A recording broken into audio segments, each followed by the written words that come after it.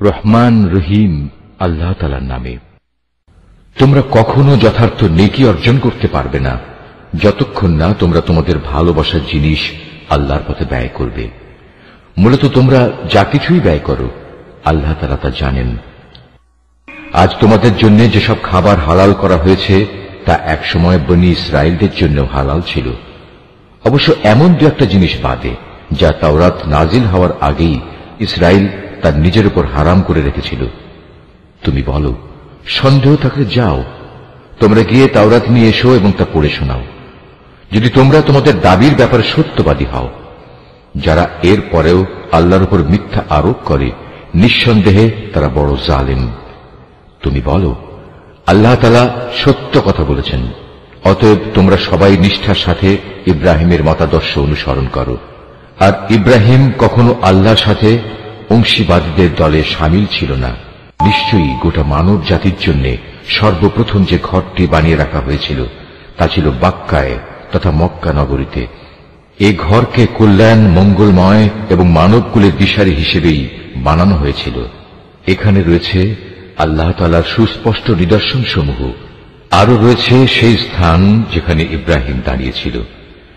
এই ঘরের বিশেষ মর্যাদা হচ্ছে, যে এখানে প্রবেশ করবে সে দুনিয়া আখিরাত উভয় স্থানেই নিরাপদ হয়ে যাবে।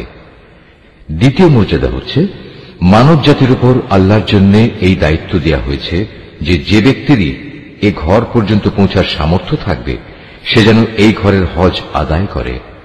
আর যদি কেউ এ বিধান অস্বীকার করে তার জেনে রাখা উচিত আল্লাহ তাআলা সৃষ্টিকুলের মোটেই মুখাপেক্ষী নন। হে নবী, তুমি বলো, হে আহলে কিতাবরা, তোমরা কেন জেনে বুঝে আল্লাহর আয়াত অস্বীকার করো, অথচ আল্লাহ তাআলাই তোমাদের যাবতীয় কাজের সাক্ষী। তুমি আরো বলো, হে আহলে কিতাবরা, তোমরা কেন তাদের আল্লাহর পথ থেকে ফেরাতে চেষ্টা করছো যারা ঈমান এনেছে, এবং এভাবেই তোমরা আল্লাহর পথকে বাঁকা করতে চাও, অথচ এই লোকদের সত্যপন্থী হবার ব্যাপারে তোমরাই তো সাক্ষী। আল্লাহ তাআলা তোমাদের এই সব বিদ্রোহমূলক আচরণ সম্পর্কে মোটেই উদাসীন নন। হে মানুষ, তোমরা যারা ঈমান এনেছ, তোমরা যদি এই আহলে কিতাবদের কোন একটি দলের কথা মেনে চলো, তাহলে মনে রেখো এরা ঈমান আনার পরেও ধীরে ধীরে তোমাদের কাফের বানিয়ে দেবে। আর তোমরা কিভাবে কুফরি করবে যখন তোমাদের সামনে বারবার আল্লাহর আয়াতসমূহ তেলাওয়াত করা হচ্ছে? তাছাড়া এই আয়াতের বাহক স্বয়ং আল্লাহর রসূল যখন তোমাদের মাঝে মজুদ রয়েছে। যে ব্যক্তি আল্লাহ ও তার বিধানকে শক্ত করে আঁকড়ে ধরবে সে অবশ্যই সোজা পথে পরিচালিত হবে। হে মানুষ, তোমরা যারা ঈমান এনেছ, আল্লাহকে ভয় করো, ঠিক যতটুকু ভয় তাকে করা উচিত। আল্লাহর কাছে সম্পূর্ণ আত্মসমর্পণকারী না হয়ে তোমরা কখনো মৃত্যুবরণ করো না। তোমরা সবাই মিলে আল্লাহর রশিকে শক্ত করে আঁকড়ে ধরো এবং কখনো পরস্পর বিচ্ছিন্ন হও না। তোমরা তোমাদের উপর আল্লাহর সেই নিয়ামতের কথা স্মরণ করো যখন তোমরা একে অপরের দুশমন ছিলে। অতঃপর আল্লাহ তাআলা তার দ্বীনের বন্ধন দিয়ে তোমাদের একের জন্য অপরের মনে ভালোবাসার সঞ্চার করে দিলেন। অতঃপর যুগ যুগান্তরের শত্রুতা ভুলে তোমরা আল্লাহর অনুগ্রহে একে অপরের ভাই হয়ে গেলে, অথচ তোমরা ছিলে হানাহানির অগ্নিকুণ্ডের প্রান্ত সীমায়। অতঃপর সেখান থেকে আল্লাহ তাআলা তার রহমত দিয়ে তোমাদের উদ্ধার করলেন। আল্লাহ তাআলা এভাবেই তার নিদর্শনসমূহ তোমাদের কাছে স্পষ্ট করে বর্ণনা করেন, যাতে করে তোমরা সঠিক পথের সন্ধান পেতে পারো। তোমাদের মধ্য থেকে এমন একটি দল থাকা উচিত যারা মানুষকে কল্যাণের দিকে ডাকবে, সত্য ও ন্যায়ের আদেশ দেবে, আর অসত্য ও অন্যায় কাজ থেকে তাদের বিরত রাখবে। অতঃপর যারা এই দলে শামিল হবে সত্যিকার অর্থে তারাই সাফল্যমণ্ডিত হবে। তোমরা কখনো তাদের মতো হও না যাদের কাছে আল্লাহর পক্ষ থেকে সুস্পষ্ট নিদর্শন আসার পরেও তারা বিভিন্ন দলে উপদলে বিভক্ত হয়ে পড়েছে এবং নিজেদের মধ্যে নানা ধরনের মতানৈক্য সৃষ্টি করেছে। তাদের জন্য কঠোর শাস্তি রয়েছে। সে কিয়ামতের দিন নিজেদের নেক আমল দেখে কিছু সংখ্যক চেহারা শুভ্র সমুজ্জ্বল হয়ে যাবে, আবার কিছু সংখ্যক মানুষের চেহারা ব্যর্থতার নথিপত্র দেখার পর কালো ও বিশ্রী হয়ে পড়বে। সুতরাং যাদের মুখ সেদিন কালো হয়ে যাবে, জাহান্নামের প্রহরীরা তাদের জিজ্ঞেস করবে, ঈমানের নিয়ামত পাওয়ার পরও কি তোমরা কুফরির পথ অবলম্বন করেছিলে? অতঃপর তোমরা নিজেদের কুফরির প্রতিফল হিসেবে এই আযাব উপভোগ করতে থাকো। আর যাদের চেহারা আলোকোজ্জ্বল হবে তারা সেদিন আল্লাহ তাআলার অফুরন্ত দয়ার আশ্রয়ে থাকবে, তারা সেখানে থাকবে চিরদিন। এর সবকিছুই হচ্ছে আল্লাহর নিদর্শন। যথাযথভাবে আমি সেগুলো তোমাকে পড়ে শোনাচ্ছি, কেননা আল্লাহ তাআলা তার আয়াতসমূহ গোপন রেখে এবং পরে সেজন্য শাস্তির বিধান করে সৃষ্টিকুলের উপর কোনো জুলুম করতে চান না। মূলত আসমানসমূহ ও জমিনে যা কিছু আছে সবই আল্লাহর জন্য। সবকিছুকে একদিন আল্লাহর দিকে ফিরিয়ে দেয়া হবে। তোমরাই হচ্ছে দুনিয়ার সর্বোত্তম জাতি। সমগ্র মানব জাতির কল্যাণের জন্যই তোমাদের উত্থান। তোমাদের দায়িত্ব হচ্ছে তোমরা দুনিয়ার মানুষদের সৎ কাজের আদেশ দেবে এবং অসৎ কাজ থেকে বিরত রাখবে। আর তোমরা নিজেরাও আল্লাহর উপর পুরোপুরি ঈমান আনবে। আহলে কিতাবরা যদি সত্যি সত্যি ঈমান আনত তাহলে এটা তাদের জন্য কতই না ভালো হতো। তাদের মধ্যে কিছু কিছু ঈমানদার ব্যক্তিও রয়েছে, তবে তাদের অধিকাংশই হচ্ছে সত্যত্যাগী লোক। সামান্য কিছু দুঃখ কষ্ট দেয়া ছাড়া তারা তোমাদের কখনো কোনো ক্ষতি করতে পারবে না। তারা যদি কোনো সময় তোমাদের সাথে সম্মুখ সমরে লিপ্ত হয় তাহলে তারা পৃষ্ঠ প্রদর্শন করবে, অতঃপর তাদের কোন রকম সাহায্য করা হবে না। যেখানেই এদের পাওয়া যাবে সেখানেই এদের অপমানিত ও লাঞ্ছিত করে রাখা হবে। তবে আল্লাহ তাআলার নিজের প্রতিশ্রুতি ও মানুষের প্রতিশ্রুতির মাধ্যমে কিছুটা নিরাপত্তা পাওয়া গেলে সেটা ভিন্ন। এরা আল্লাহর ক্রোধ ও গজবের পাত্র হয়েছে। এদের উপর দারিদ্র ও লাঞ্ছনা চাপিয়ে দেওয়া হয়েছে। এর কারণ ছিল এরা আল্লাহ তাআলা ও তাঁর বিধানকে অস্বীকার করেছে। আল্লাহর নবীদের এরা অন্যায়ভাবে হত্যা করেছে। মূলত এ হচ্ছে তাদের বিদ্রোহ ও সীমা লঙ্ঘনের ফল। তারা আহলে কিতাবরা আবার সবাই একরকম নয়। তাদের মধ্যে এমন কিছু লোক আছে যারা সত্য ও ন্যায়ের উপর অবিচল হয়ে দাঁড়িয়ে আছে, যারা সারা রাত আল্লাহর কিতাব পাঠ করে এবং নামাজ পড়ে। তারা আল্লাহ তাআলা ও শেষ বিচার দিনের উপর ঈমান রাখে এবং মানুষদের তারা ন্যায় কাজের আদেশ দেয় ও অন্যায় কাজ থেকে নিষেধ করে। সৎ কাজে এরা প্রতিযোগিতা করে। এ ধরনের মানুষেরাই হচ্ছে মূলত নেক লোকদের অন্তর্ভুক্ত। তারা যা কিছু ভালো কাজ করবে প্রতিদান দেওয়ার সময় তা কখনো অস্বীকার করা হবে না, কারণ আল্লাহ তাআলা পরেজগার লোকদের ভালো করেই জানেন। একথা সুনিশ্চিত, যারা আল্লাহ তাআলাকে অস্বীকার করে তাদের ধন সম্পদ সন্তান সন্ততি আল্লাহ তাআলার মোকাবেলায় তাদের কোনই উপকারে আসবে না, বরং তারা হবে নিশ্চিত জাহান্নামের অধিবাসী। সেখানে অনন্তকাল তারা পড়ে থাকবে। এ ধরনের লোকেরা এ দুনিয়ার জীবনে যা খরচ করে তার উদাহরণ হচ্ছে যারা নিজেদের উপর অবিচার করেছে সেই দলের শস্য ক্ষেত্রের উপর দিয়ে প্রবাহমান হিম শীতল তীব্র বাতাসের মতো, যা তাদের শস্য ক্ষেত্র বরবাদ করে দিয়ে গেল। মূলত আল্লাহ তাআলা তাদের উপর কোনই অবিচার করেননি, বরং কুফরির পন্থা অবলম্বন করে এরা নিজেরাই নিজেদের উপর জুলুম করেছে। হে ঈমানদার ব্যক্তিরা, তোমরা কখনো নিজেদের দলভুক্ত লোকজন ছাড়া অন্য কাউকে নিজেদের অন্তরঙ্গ বন্ধু হিসেবে গ্রহণ করো না, কেননা এরা তোমাদের অনিষ্ট সাধনের কোন পথেই অনুসরণ করতে দ্বিধা করবে না। তারা তো তোমাদের ক্ষতি ও ধ্বংসই কামনা করে। তাদের জঘন্য প্রতিহিংসা ও বিদ্বেষ তাদের মুখ থেকেই এখন প্রকাশ পেতে শুরু করেছে। অবশ্য তাদের অন্তরে লুকানো হিংসা ও বিদ্বেষ বাইরের অবস্থার চাইতেও মারাত্মক। আমি সব ধরনের নিদর্শনই তোমাদের সামনে খোলাখুলি বলে দিচ্ছি। তোমাদের যদি সত্যি জ্ঞান বুদ্ধি থাকে তাহলে তোমরা এ সম্পর্কে সতর্ক হতে পারবে। এরা হচ্ছে সেসব মানুষ যাদের তোমরা ভালোবাসো, কিন্তু তারা তোমাদের মোটেই ভালোবাসে না। তোমরা তো তোমাদের আগে আমার নাজেল করা সব কয়টি কিতাবের উপরও ঈমান আনো, আর তারা তো তোমাদের কিতাবকে বিশ্বাসই করে না। এই মুনাফিক লোকগুলো যখন তোমাদের সাথে সাক্ষাৎ করে তখন বলে, হ্যাঁ আমরা তোমাদের কিতাবকে মানি। আবার যখন এরা একান্তে নিজেদের লোকদের কাছে চলে যায় তখন নিজেদের ক্রোধের বশবর্তী হয়ে এরা তোমাদের সাফল্যের ওপর নিজেদের আঙুল কামড়াতে শুরু করে। তুমি তাদের বলো, যাও নিজেদের ক্রোধের আগুনে নিজেরাই পুড়ে মরো। অবশ্যই আল্লাহ তাআলা এ মুনাফিকদের মনের ভিতর লুকিয়ে থাকা যাবতীয় চক্রান্তমূলক বিষয় সম্পর্কে সম্যক অবগত আছেন। তাদের অবস্থা হচ্ছে তোমাদের কোনো কল্যাণ হলে তার কারণে তাদের খারাপ লাগে, আবার তোমাদের কোনো অকল্যাণ দেখে তারা আনন্দে ফেটে পড়ে।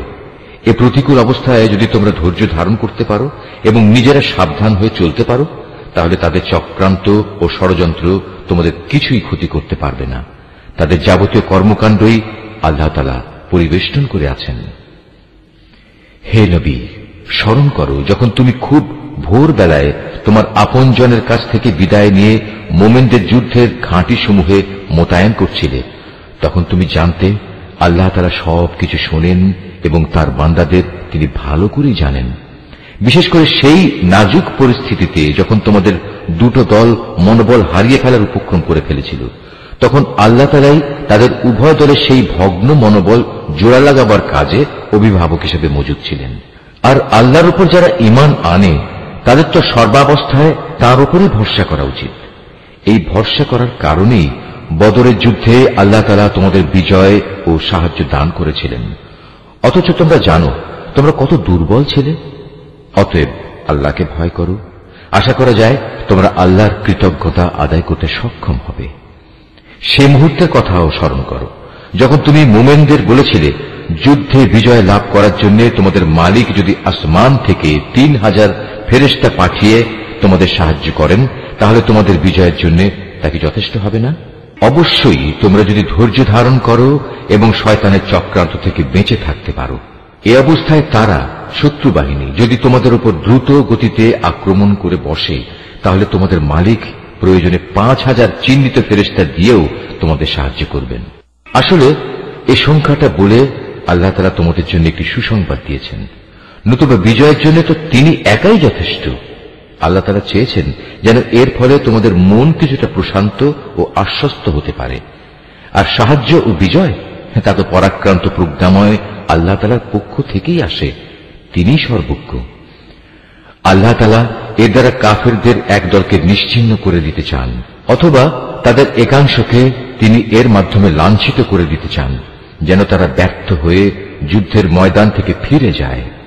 হে নবী, এ ব্যাপারে তোমার কিছুই করার নাই। আল্লাহ তাআলা চাইলে তাদের উপর দয়া পরবশ হবেন, কিংবা চাইলে তাদের কঠোর শাস্তি দেবেন, কেননা এরা ছিল স্পষ্টত জালেম।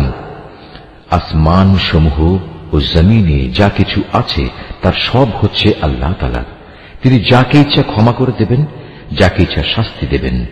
আল্লাহ তাআলা অত্যন্ত ক্ষমাশীল ও পরম দয়ালু। হে মানুষ, তোমরা যারা ইসলামকে একটি পূর্ণাঙ্গ বিধান হিসেবে বিশ্বাস করেছ, চক্রবৃদ্ধি হারে সুদ খেও না এবং তোমরা আল্লাহ তাআলাকে ভয় করো। আশা করা যায় তোমরা কল্যাণ লাভ করতে পারবে।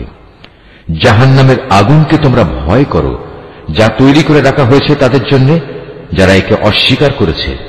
তোমরা আল্লাহ তাআলা ও তার রাসূলের কথা মেনে চলো। আশা করা যায় তোমাদের উপর দয়া করা হবে।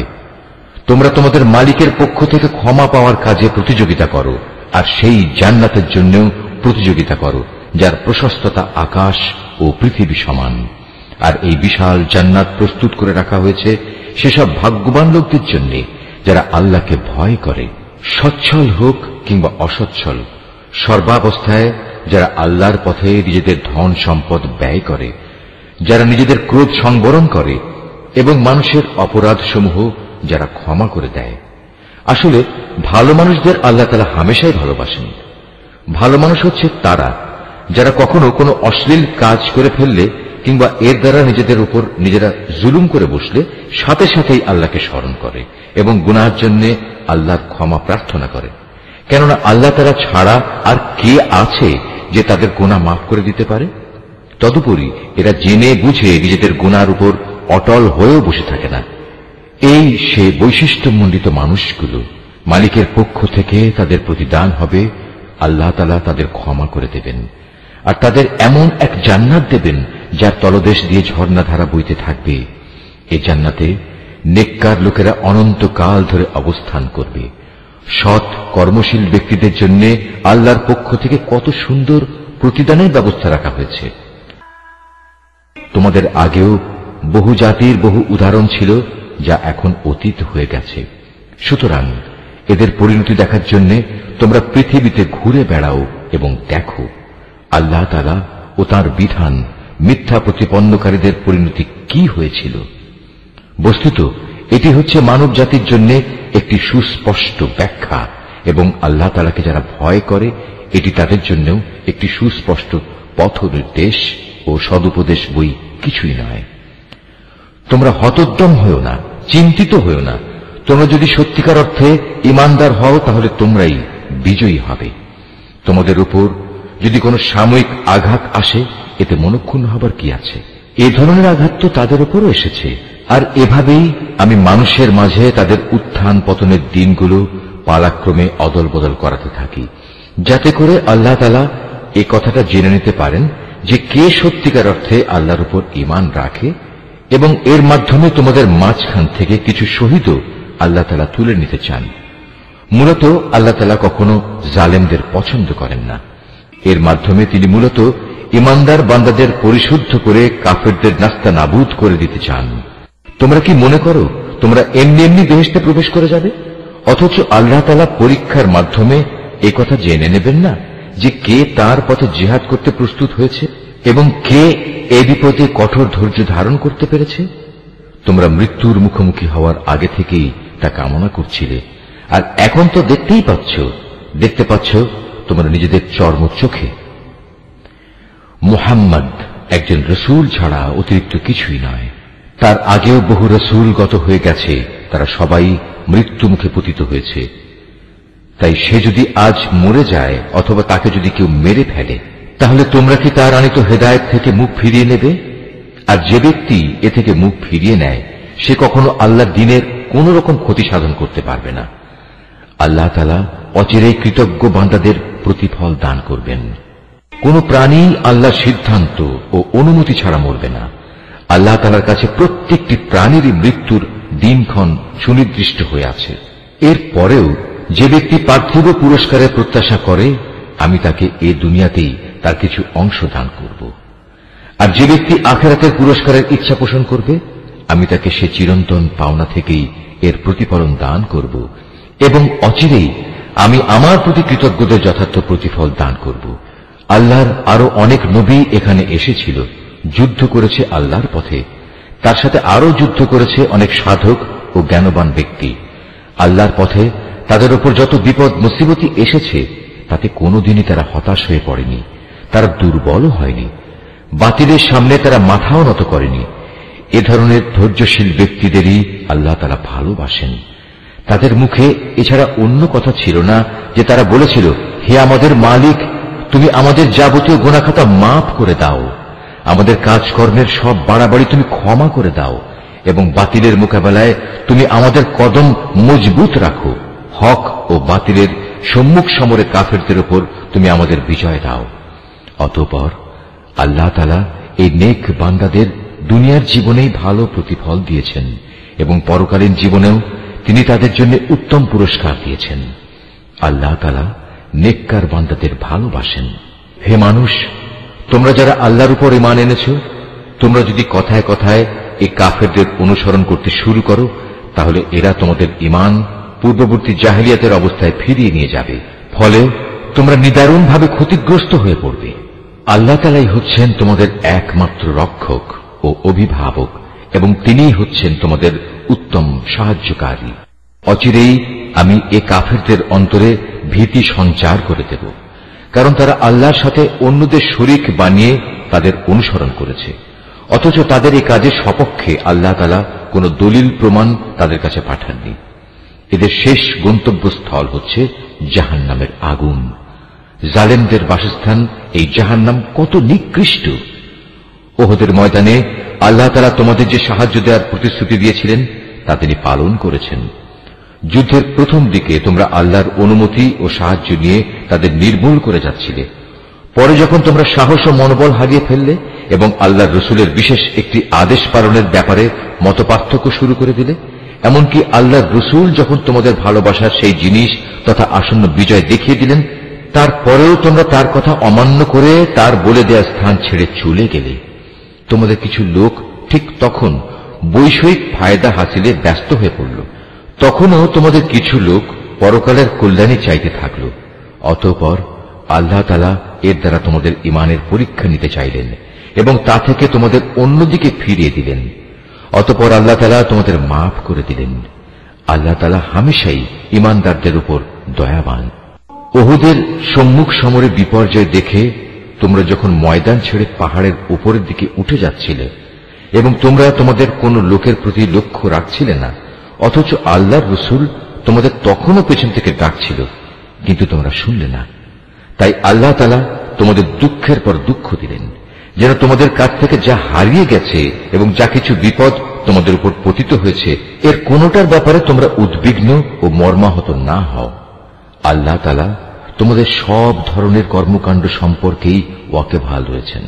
এরপর আল্লাহ তাআলা তোমাদের উপর এমন সন্তোষজনক পরিস্থিতি নাজেল করে দিলেন, এর ফলে তোমাদের একদল লোক তন্দ্রাচ্ছন্ন হয়ে পড়ে, আর একদল লোক যাদের নিজেরাই নিজেদের উদ্বিগ্ন করে রেখেছিল, তারা তাদের জাহেলি যুগের ধারণা অনুযায়ী আল্লাহ তাআলা সম্পর্কে অন্যায় ধারণা করতে থাকে।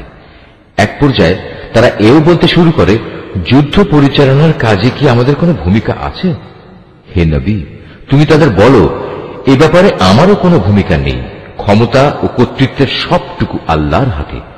এই দলের লোকেরা তাদের মনের ভেতর সেসব কথাবার্তা গোপন করে রেখেছে, তা তোমার সামনে খোলাখুলি প্রকাশ করে না। তারা বলে, এ কাজে যদি আমাদের কোনো ভূমিকা থাকত, তাহলে আজ আমরা এখানে নিহত হতাম না। তুমি তাদের বলে দাও, যদি আজ তোমরা সবাই ঘরের ভেতরেও থাকতে, তবু নিহত হওয়া যাদের অবধারিত ছিল, তারা তাদের মরণের বিছানার দিকে বের হয়ে আসত। আর এভাবেই তোমাদের মনের ভেতর লুকিয়ে রাখা বিষয়সমূহের ব্যাপারে আল্লাহ তাআলা তোমাদের পরীক্ষা করেন, এবং এই ঘটনার মাঝ দিয়ে তিনি তোমাদের অন্তরে যা কিছু আছে তাও পরিশুদ্ধ করে দেন। তোমাদের মনের কথা সম্পর্কে আল্লাহ তাআলা সম্যক ওয়াকিবহাল রয়েছেন। দুটি বাহিনী যেদিন সম্মুখ সমরে একে অপরের মুখোমুখি হয়েছিল, সেদিন যারা ময়দান থেকে পালিয়ে গিয়েছিল, তাদের একাংশের অর্জিত কাজের জন্য শয়তানি তাদের পদস্খলন ঘটিয়ে দিয়েছিল। অতঃপর তারা অনুতপ্ত হলে আল্লাহ তাআলা তাদের ক্ষমা করে দিলেন। আল্লাহ তাআলা অত্যন্ত ক্ষমাশীল ও পরম ধৈর্যশীল। হে ঈমানদার ব্যক্তিরা, তোমরা কাফেরদের মতো হও না। তাদের অবস্থা ছিল এমন, এ কাফেরদের কোনো ভাই বন্ধু যখন বিদেশ বিভূয়ে মারা যেত কিংবা কোনো যুদ্ধে লিপ্ত হতো, তখন এরা তাদের সম্পর্কে বলতো, এরা যদি বাইরে না গিয়ে আমাদের কাছে থাকত, তাহলে এরা কিছুতেই মরত না এবং এরা নিহতও হতো না। এভাবেই এ মানসিকতাকে আল্লাহ তাআলা তাদের মনের আক্ষেপে পরিণত করে দেন। আসলে আল্লাহ মানুষের জীবন দেন, আল্লাহ মানুষের মৃত্যু ঘটান, এবং তোমরা এ দুনিয়ায় যা করে যাচ্ছ, আল্লাহ তাআলা তার সব কিছুই দেখেন। তোমরা যদি আল্লাহর পথে নিহত হও অথবা সে পথে থেকেই তোমরা মৃত্যুবরণ করো, তাহলে আল্লাহর পক্ষ থেকে যে রহমত ও ক্ষমা লাভ করবে, তা হবে কাফেরদের সঞ্চিত অর্থ সামগ্রীর চাইতে অনেক বেশি উত্তম। আল্লাহর পথে যদি তোমরা জীবন বিলিয়ে দাও অথবা তাঁরই পথে তোমাদের মৃত্যু হয়, তাহলে তোমাদের কি করার থাকবে? কারণ তোমাদের তো একদিন আল্লাহ তাআলার সমীপে এমনি একত্রিত করা হবে। এটা আল্লাহর এক অসীম দয়া যে তুমি এদের সাথে ছিলে কোমল প্রকৃতির মানুষ। এর বিপরীত যদি তুমি নিষ্ঠুর ও পাষাণ হৃদয়ের মানুষ হতে, তাহলে এসব লোক তোমার আশপাশ থেকে সরে যেত।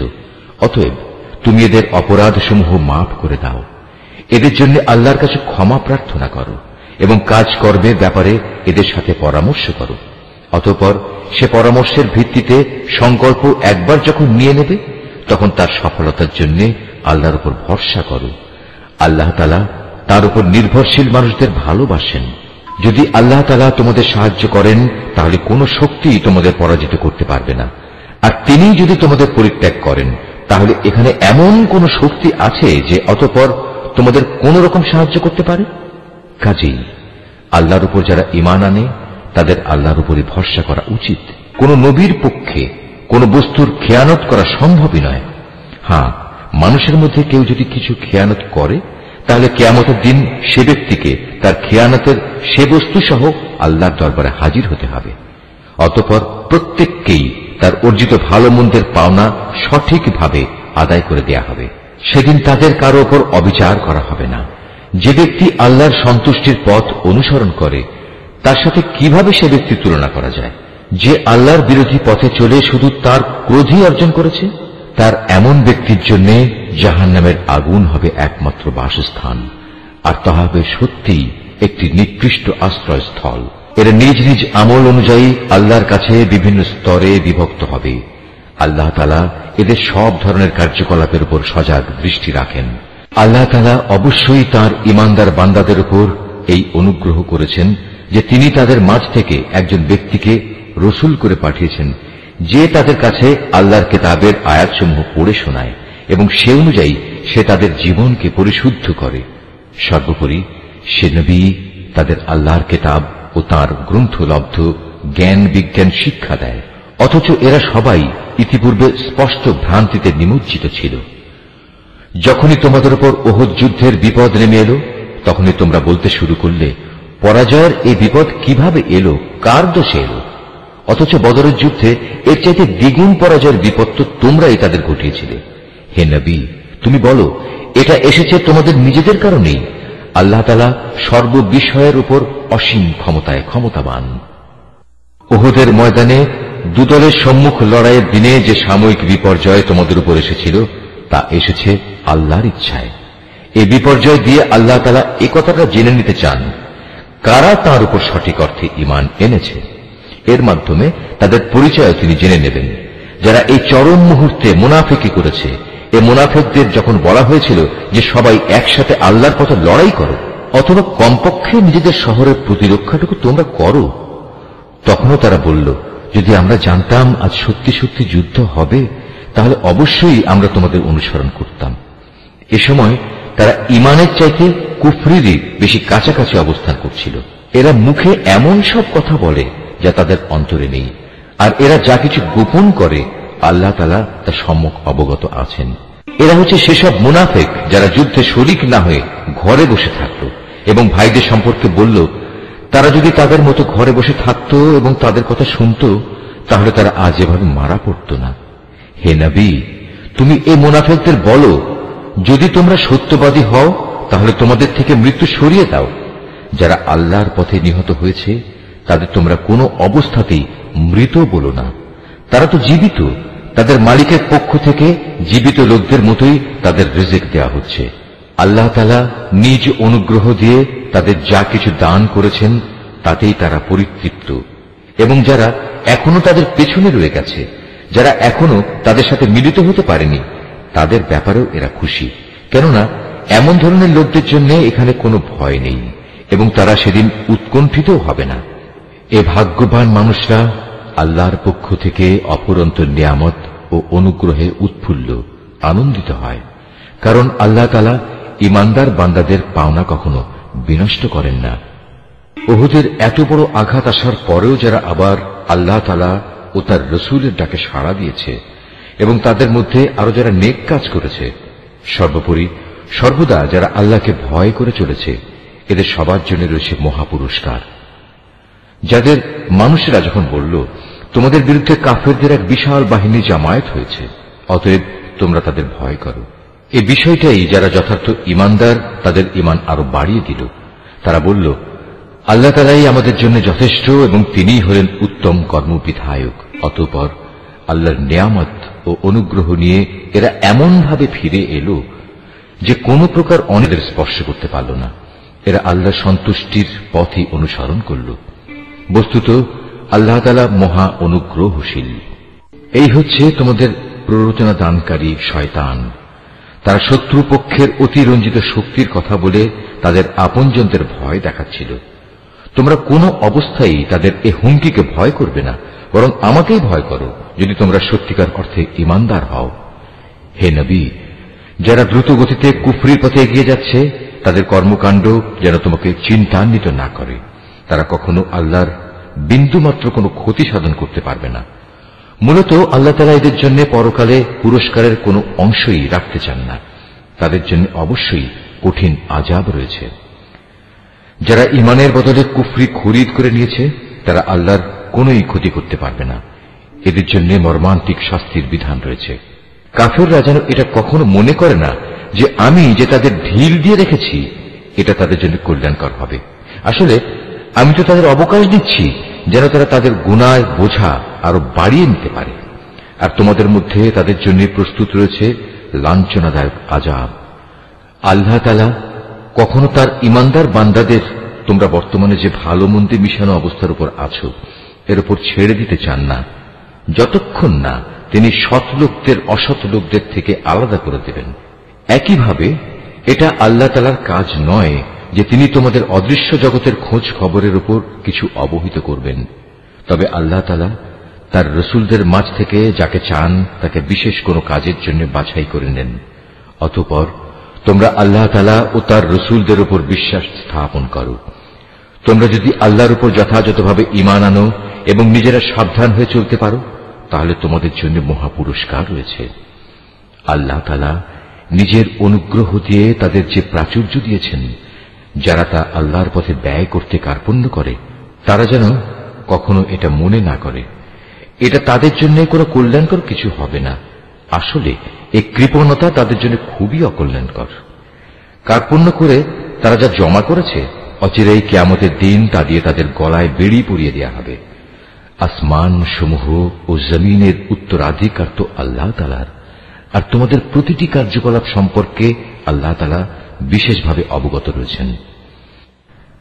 আল্লাহ তাআলা সেই ইহুদি লোকদের কথা ভালো করেই শুনেছেন, যখন তারা বিদ্রুপ করে বলেছিল, হ্যাঁ, আল্লাহ তাআলা অবশ্যই গরীব আর আমরা হচ্ছি ধনী। তারা যা কিছু বলে তা আমি তাদের হিসেবের খাতায় লিখে রাখব। আমি আরো লিখে রাখব অন্যায়ভাবে তাদের নবীদের হত্যা করার বিষয়টিও। সেদিন আমি তাদের বলবো, এবার এই জাহান্নামের স্বাদ উপভোগ করো।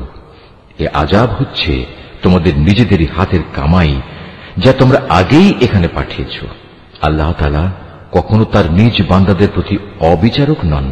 যারা বলে, স্বয়ং আল্লাহ তাআলাই তো আমাদের আদেশ দিয়েছেন যেন আমরা কোন রসুলের উপর ঈমান না আনি, যতক্ষণ না সে আমাদের জন্য এমন একটা কোরবানি এনে হাজির করবে যা গায়েব থেকে এক আগুন এসে খেয়ে ফেলবে। হে মুহাম্মদ, তুমি তাদের বলো, হ্যাঁ, আমার আগেও তোমাদের কাছে বহু নবী রসুল এসেছে, তারা সবাই উজ্জ্বল নিদর্শন নিয়েই এসেছিল। তোমরা আজ যে কথা বলছো তা সহই তো তারা এসেছিল। তা সত্ত্বেও তোমরা তাদের হত্যা করলে কেন? আজ যদি তোমরা এতই সত্যবাদী হও, তাহলে কেন এসব আচরণ করলে? হে মুহাম্মদ, এরা যদি তোমাকে অস্বীকার করে তাহলে এ নিয়ে তুমি উদ্বিগ্ন হও না, কারণ তোমার আগেও এমন বহু নবী রসুল নবুয়তের সুস্পষ্ট দলিল প্রমাণ ও আল্লাহর কাছ থেকে নাজিল করা হেদায়েতের দীপ্তিমান গ্রন্থমালা নিয়ে এসেছিল।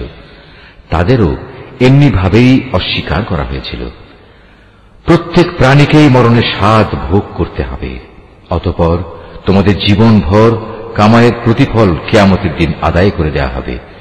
যাকে জাহান্নামের আগুন থেকে বাঁচিয়ে দেয়া হবে এবং জান্নাতে প্রবেশ করানো হবে, সেই হবে সফল ব্যক্তি।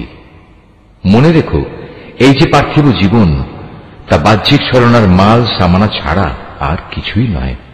হে ঈমানদার ব্যক্তিরা, নিশ্চয়ই জানমালের ক্ষতি সাধনের মাধ্যমে তোমাদের পরীক্ষা নেওয়া হবে। এই পরীক্ষা দিতে গিয়ে তোমরা অবশ্যই তোমাদের পূর্ববর্তী সম্প্রদায়, যাদের কাছে আল্লাহর কিতাব নাজিল হয়েছিল এবং যারা আল্লাহর সাথে অন্যদের শরীক করেছে, তাদের উভয়ের কাছ থেকে অনেক কষ্টদায়ক কথাবার্তা শুনবে। এই অবস্থায় তোমরা যদি কঠোর ধৈর্য ধারণ করো এবং আল্লাহকে ভয় করে চলো, তাহলে তা হবে অত্যন্ত বড় ধরনের এক সাহসিকতার ব্যাপার। যখন আল্লাহ তাআলা এই কিতাবধারী ব্যক্তিদের কাছ থেকে প্রতিশ্রুতি গ্রহণ করেছিলেন, তিনি তাদের বলেছিলেন, তোমরা একে মানুষদের কাছে বর্ণনা করবে এবং একে তোমরা গোপন করবে না। কিন্তু তারা এ প্রতিশ্রুতি নিজেদের পেছনে ফেলে রাখল এবং অত্যন্ত অল্প মূল্যে তা বিক্রি করে দিল। বড়ই নিকৃষ্ট ছিল যেভাবে তারা সে বেচাকেনার কাজটি করল।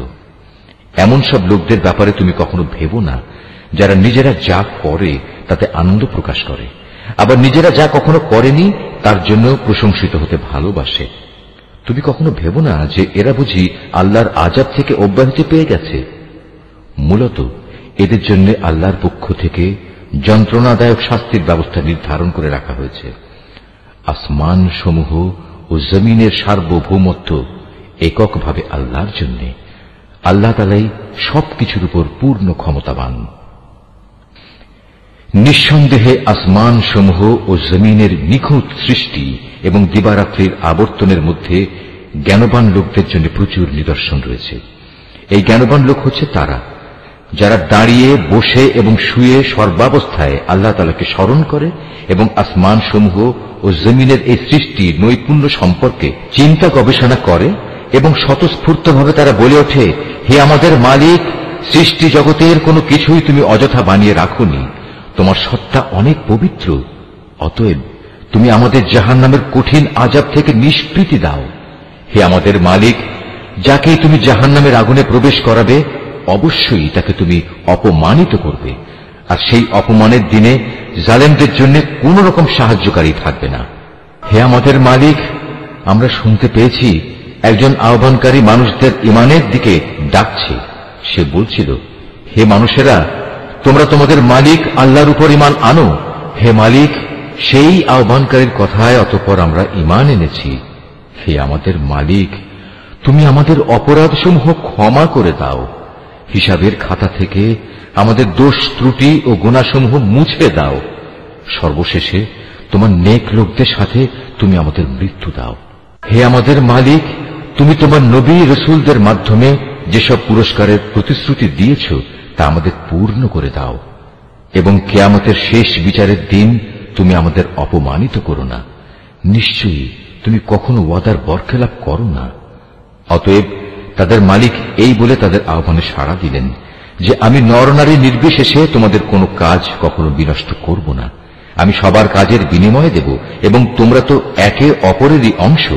অতএব তোমাদের মাঝে যারা নিজেদের ভিটে মাটি ছেড়ে হিজরত করেছে এবং যারা নিজেদের জন্মভূমি থেকে বিতাড়িত হয়েছে, আমারই পথে যারা নির্যাতিত হয়েছে, সর্বোপরি যারা আমার জন্য লড়াই করেছে এবং আমারই জন্য জীবন দিয়েছে, আমি তাদের গুনাহসমূহ মাফ করে দেব। অবশ্যই আমি এদের এমন জান্নাতে প্রবেশ করাবো যার তলদেশ দিয়ে ঝর্ণাধারা বইতে থাকবে।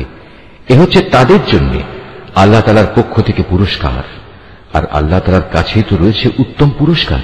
হে মুহাম্মদ, জনপদ সমূহে যারা আল্লাহ তাআলাকে অস্বীকার করেছে তাদের দাম্ভিক পদচারণা যেন কোনোভাবেই তোমাকে বিভ্রান্ত করতে না পারে, কেননা এসব কিছু হচ্ছে সামান্য কয়দিনের সামগ্রী মাত্র। অতঃপর তাদের সবারই অনন্ত নিবাস হবে জাহান্নাম, আর জাহান্নাম হচ্ছে নিকৃষ্টতম আবাসস্থল।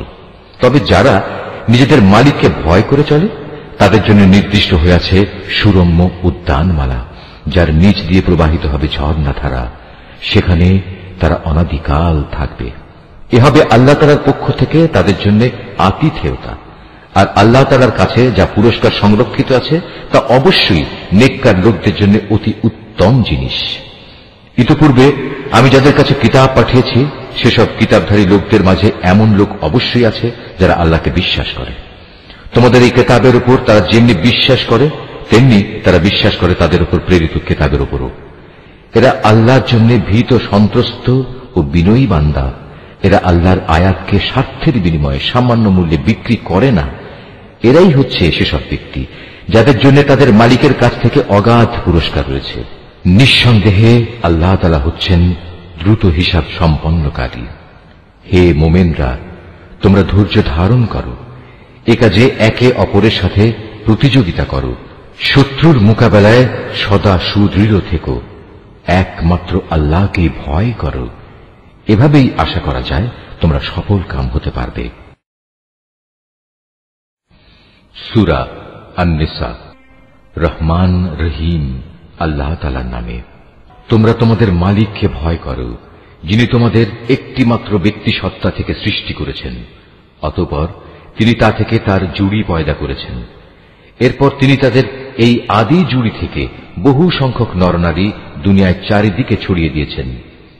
হে মানুষ, তোমরা ভয় করো আল্লাহ তাআলাকে, যার পবিত্র নামে তোমরা একে অপরের কাছে অধিকার ও পাওনা দাবি করো, এবং সৃষ্টি তত্ত্বের উৎস গর্ভধারিণী মাকে সম্মান করো।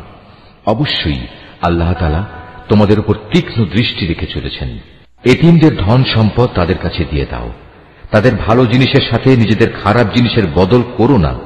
তাদের সম্পদ সমূহ কখনো নিজেদের মালের সাথে মিলিয়ে হজম করে নিও না। এটা আসলেই একটা জঘন্য পাপ। আর যদি তোমাদের এই আশঙ্কা থাকে যে তোমরা এতিম মহিলাদের মাঝে ন্যায় বিচার করতে পারবে না, তাহলে সাধারণ নারীদের মাঝ থেকে তোমাদের যাদের ভালো লাগে তাদের 2 জন 3 জন কিংবা 4 জনকে বিয়ে করে নাও। কিন্তু যদি তোমাদের এই ভয় হয় যে তোমরা একের অধিক হলে তাদের মাঝে ইনসাফ করতে পারবে না, তাহলে তোমাদের জন্য একজনই যথেষ্ট, কিংবা যে তোমাদের অধিকারভুক্ত তাদেরই যথেষ্ট মনে করে নাও। মনে রেখো, যৌনতার সীমা লঙ্ঘন থেকে বেঁচে থাকার জন্য এটাই হচ্ছে উত্তম ও সহজতর পন্থা। নারীদের তাদের মোহরানার অঙ্ক একান্ত খুশি মনে তাদের মালিকানায় দিয়ে দাও। অতঃপর তারা যদি নিজেদের মনের খুশিতে এর কিছু অংশ তোমাদের ছেড়ে দেয়, তাহলে তোমরা তা খুশি মনে ভোগ করতে পারো। আল্লাহ তাআলা তোমাদের যে সম্পদকে দুনিয়ায় তোমাদের প্রতিষ্ঠা লাভের উপকরণ হিসেবে বানিয়ে দিয়েছেন তা এই নির্বোধ লোকেদের হাতে ছেড়ে দিও না। অবশ্যই এ থেকে তাদের খাওয়ার ব্যবস্থা করবে, তাদের পোশাক সরবরাহ করবে, সর্বোপরি তাদের সাথে ভালো কথা বলবে। এতিমদের প্রতি লক্ষ্য রাখতে হবে যতক্ষণ না তারা বিয়ের বয়স পর্যন্ত পৌঁছে। অতঃপর যদি তোমরা তাদের মধ্যে সম্পদ পরিচালনার যোগ্যতা অনুভব করতে পারো তাহলে তাদের ধন সম্পদ তাদের হাতে তুলে দেবে। তাদের এই ধন সম্পদ তাদের বড় হবার আগেই তাড়াহুড়ো করে হজম করে ফেলো না। এতিমদের পৃষ্ঠপোষক যদি সম্পদশালী হয় তাহলে সে যেন এই বাড়াবাড়ি থেকে বেঁচে থাকে। তবে হ্যাঁ, যদি সে পৃষ্ঠপোষক গরিব হয় তাহলে সমাজের প্রচলিত নিয়ম অনুযায়ী সে যেন তা থেকে নিজের পারিশ্রমিক গ্রহণ করে। যখন তোমরা তাদের ধন সম্পদ তাদের ফিরিয়ে দেবে তখন তাদের উপর সাক্ষী রেখো, যদিও হিসাব গ্রহণের জন্য আল্লাহ তাআলাই যথেষ্ট। তাদের পিতামাতা ও আত্মীয় স্বজনদের রেখে যাওয়া ধন সম্পদে পুরুষদের যেমন নির্দিষ্ট অংশ রয়েছে, একইভাবে নারীদের জন্য সে সম্পদে নির্দিষ্ট অংশ রয়েছে যা তাদের পিতামাতা ও আত্মীয় স্বজনরা রেখে গেছে। পরিমাণ অল্প হোক কিংবা বেশি, উভয়ের জন্য এর অংশ নির্দিষ্ট করে দেয়া হয়েছে। মৃত ব্যক্তির সম্পদ বন্টনের সময় যখন তার আপনজন, এতিম ও মিসকিনরা সেখানে এসে হাজির হয় তখন তা থেকে তাদেরও কিছু দেবে এবং তাদের সাথে সুন্দরভাবে কথা বলবে। এতিমদের ব্যাপারে মানুষের এটুকু ভয় করা উচিত, যদি তারা নিজেরা মৃত্যুর সময় এমনি দুর্বল সন্তানদের পেছনে রেখে চলে আসত তাহলে তাদের ব্যাপারে তারা এভাবে ভীত শঙ্কিত থাকত। অতএব তাদের ব্যাপারে আল্লাহকে ভয় করে চলা এবং এদের সাথে হামেশাই ন্যায় ইনসাফের কথাবার্তা বলা উচিত। যারা অন্যায়ভাবে এতিমদের মাল সম্পদ ভক্ষণ করে তারা যেন আগুন দিয়ে নিজেদের পেট ভর্তি করে। অচিরেই এই লোকগুলো জাহান্নামের আগুনে জ্বলতে থাকবে। আল্লাহ তাআলা তোমাদের উত্তরাধিকারে সন্তানদের সম্পর্কে এ মর্মে তোমাদের জন্য এ বিধান জারি করেছেন যে এক ছেলের অংশ হবে 2 কন্যা সন্তানের মতো। কিন্তু উত্তরাধিকারী কন্যারা যদি 2-এর বেশি হয় তাহলে তাদের জন্য থাকবে রেখে যাওয়া সম্পত্তির 2/3, আর সে কন্যা সন্তান যদি একজন হয় তাহলে তার অংশ হবে পরিত্যক্ত সম্পত্তির অর্ধেক। মৃত ব্যক্তির সন্তান থাকলে তার পিতামাতা প্রত্যেকের জন্য থাকবে সে সম্পদের 6/1 অপরদিকে মৃত ব্যক্তির যদি কোনো সন্তান না থাকে এবং পিতামাতাই যদি হয় তার একমাত্র উত্তরাধিকারী তাহলে তার মায়ের অংশ হবে 3/1। যদি মৃত ব্যক্তির কোনো ভাই বোন বেঁচে থাকে তাহলে তার মায়ের অংশ হবে 6/1। মৃত্যুর আগে সে যে ওসিয়ত করে গেছে এবং তার রেখে যাওয়া ঋণ আদায় করে দেওয়ার পরেই কিন্তু এই সব ভাগ বাটোয়ারা করতে হবে। তোমরা জানো না তোমাদের পিতামাতা ও তোমাদের সন্তান সন্ততির মধ্যে কে তোমাদের জন্য উপকারের দিক থেকে বেশি নিকটবর্তী। অতএব এ হচ্ছে আল্লাহর বিধান। অবশ্যই আল্লাহ তাআলা সকল কিছু সম্পর্কে ওয়াকিবহাল এবং তিনি হচ্ছেন বিজ্ঞ পরম কুশলী। তোমাদের স্ত্রীদের রেখে যাওয়া সম্পত্তিতে তোমাদের অংশ হচ্ছে অর্ধেক যদি তাদের কোনো সন্তানাদি না থাকে, আর যদি তাদের সন্তান থাকে তাহলে সে সম্পত্তিতে তোমাদের অংশ হবে 4/1। তারা যে ওসিয়ত করে গেছে কিংবা তাদের ঋণ পরিশোধ করার পরেই কিন্তু তোমরা এই অংশ পাবে। তোমাদের স্ত্রীদের জন্য থাকবে তোমাদের রেখে যাওয়া সম্পত্তির 1/4 যদি তোমাদের কোনো সন্তান না থাকে। যদি তোমাদের সন্তান থাকে তাহলে তারা পাবে রেখে যাওয়া সম্পদের 8/1। মৃত্যুর আগে তোমরা যা ওসিয়ত করে যাবে কিংবা যে ঋণ তোমরা রেখে যাবে তা পরিশোধ করে দেওয়ার পরেই এই অংশ তারা পাবে। যদি কোনো পুরুষ কিংবা নারী এমন হয় যে তার কোনো সন্তান নেই, পিতামাতাও নেই, শুধু আছে তার এক ভাই ও এক বোন, তাহলে তাদের সবার জন্য থাকবে 6/1। ভাই বোন মিলে তারা যদি এর চাইতে বেশি হয় তবে মৃত ব্যক্তির রেখে যাওয়া সম্পদের 1/3 তারা সবাই সমান অংশীদার হবে। অবশ্য এ সম্পত্তির উপর মৃত ব্যক্তির যা ওসিয়ত করা আছে কিংবা কোনো ঋণ পরিশোধের পরই এ ভাগাভাগি করা যাবে। তবে কখনো উত্তরাধিকারীদের অধিকার পাওয়ার পথে তা যেন ক্ষতিকর হয়ে না দাঁড়ায় সে কথাও খেয়াল রাখতে হবে, কেননা এ হচ্ছে আল্লাহর নির্দেশ, আর আল্লাহ তাআলা সর্বজ্ঞানী ও পরম ধৈর্যশীল। এগুলো হচ্ছে আল্লাহ তাআলার সীমারেখা। যে ব্যক্তি এর ভেতরে থেকে তার ও তার রাসূলের আনুগত্য করবে আল্লাহ তাআলা তাকে এমন এক জান্নাতে প্রবেশ করাবেন যার তলদেশ দিয়ে ঝর্ণাধারা প্রবাহিত হবে। সেখানে সে অনন্তকাল ধরে অবস্থান করবে। মূলত এ হবে এক মহা সাফল্য। অপরদিকে যে ব্যক্তি আল্লাহ তাআলা ও তার রসুলের নাফরমানি করবে এবং তার নির্ধারিত সীমারেখা লঙ্ঘন করবে, আল্লাহ তাআলা তাকে জ্বলন্ত আগুনে প্রবেশ করাবেন। সেখানে সে অনন্তকাল ধরে থাকবে। এটা হচ্ছে তার জন্য অপমানকর শাস্তি। তোমাদের নারীদের মধ্যে যারা ব্যভিচারের দুষ্কর্ম নিয়ে আসবে, তাদের বিচারের উপর তোমরা নিজেদের মধ্যে থেকে 4 জন সাক্ষী জোগাড় করবে।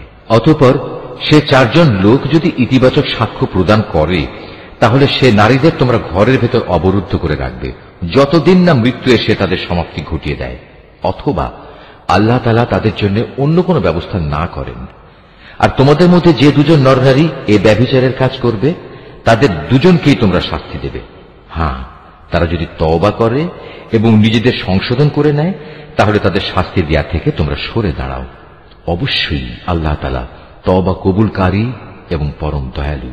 আল্লাহ তাআলার উপর শুধু তাদের তওবাই কবুলযোগ্য হবে যারা ভুলবশত গুনাহের কাজ করে, অতঃপর জানা মাত্রই তারা দ্রুত তা থেকে ফিরে আসে। মূলত এরাই হচ্ছে সেসব লোক যাদের উপর আল্লাহ তাআলা দয়া পরবশ হন, আর আল্লাহ তাআলাই হচ্ছেন সর্ববিষয়ে জ্ঞানী, কুশলী। আর তাদের জন্য তওবা করার কোনো অবকাশ নেই যারা আজীবন শুধু গুনাহের কাজই করে। এভাবেই গুনাহের কাজ করতে করতে একদিন তাদের কারো দুয়ারে যখন মৃত্যু এসে হাজির হয়, তখন সে বলে, হে আল্লাহ, আমি এখন তওবা করলাম। আসলে তাদের জন্য কোনো তওবা নয় যারা কাফের অবস্থায় ইহুলীলা সাঙ্গ করল।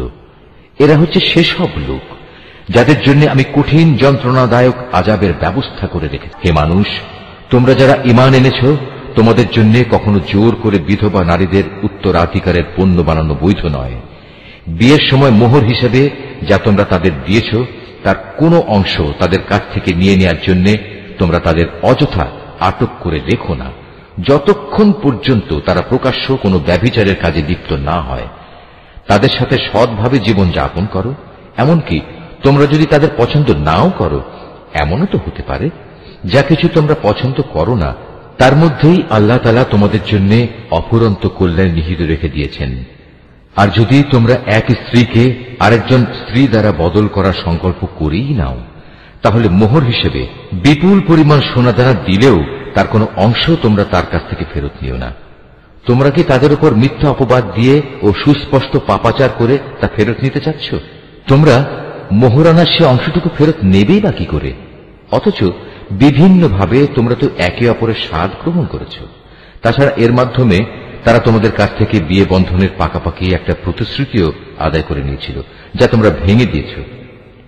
নারীদের মধ্যে থেকে যাদের তোমাদের পিতামহরা বিয়ে করেছে, তাদের তোমরা কখনো বিয়ে করো না। হ্যাঁ, এই নির্দেশ আসার আগে যা হয়ে গেছে তা তো হয়েই গেছে। এটি আসলেই ছিল এক অশ্লীল, নির্লজ্জ কাজ এবং খুবই ঘৃণ্য ও নিকৃষ্ট আচরণ। বিয়ের জন্য তোমাদের উপর হারাম করে দেয়া হয়েছে তোমাদের মা, তোমাদের মেয়ে, তোমাদের বোন, তোমাদের ফুপু, তোমাদের খালা, ভাইদের মেয়ে, বোনদের মেয়ে। আরো হারাম করা হয়েছে সেসব মা যারা তোমাদের বুকের দুধ খাইয়েছে, তোমাদের দুধ খাওয়ার সাথী বোন, তোমাদের স্ত্রীদের মা, তোমাদের স্ত্রীদের মাঝে যাদের সাথে তোমরা সহবাস করেছ, তাদের আগের স্বামীর ঔরসজাত মেয়েরা যারা তোমাদের অভিভাবকত্বে রয়েছে। অবশ্য যদি তাদের সাথে তোমাদের শুধু বিয়ে হয়ে থাকে, কিন্তু তোমরা কখনো তাদের সাথে সহবাস করোনি, তাহলে তাদের আগের স্বামীর মেয়েদের বিয়ে করায় তোমাদের জন্য কোনো দোষ নেই। তোমাদের জন্য তোমাদের নিজেদের ঔরসজাত ছেলেদের স্ত্রীদের হারাম করা হয়েছে। উপরন্তু বিয়ের জন্য তোমাদের উপর 2 বোনকে একত্র করাও হারাম করা হয়েছে। তবে যা কিছু এর আগে সংগঠিত হয়ে গেছে তা তো হয়েই গেছে। সে ব্যাপারে অবশ্যই আল্লাহ তাআলা বড়ই ক্ষমাশীল ও একান্ত দয়াবান। নিশ্চয়ই আল্লাহ যা বলেছেন সত্য বলেছেন।